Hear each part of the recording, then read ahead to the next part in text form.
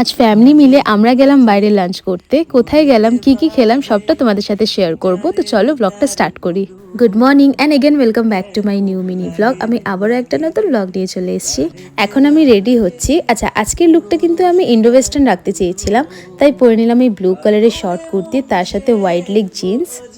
এরপর আমি করে নেবো হালকা করে মেকআপ। বাইরে যেহেতু অনেকটাই গরম ছিল, তাই এখানে আমি ফার্স্টে ভালো করে সানস্ক্রিন অ্যাপ্লাই করে নিলাম।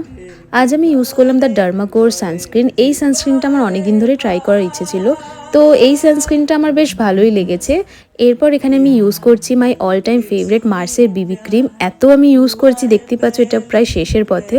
তো এটা আমি ফুল ফেসে ডট ডট করে অ্যাপ্লাই করে নিলাম। ভীষণই লাইট ওয়েট আর যে কোনো ডে মেকআপের জন্য বেস্ট একটা প্রোডাক্ট। এরপর আমি হালকা করে ব্লাশার লাগিয়ে নেবো। এটা হচ্ছে ইনসাইটের ক্রিম ব্লাশার।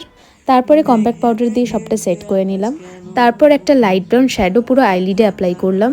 আইজে আর বেশি কিছু করবো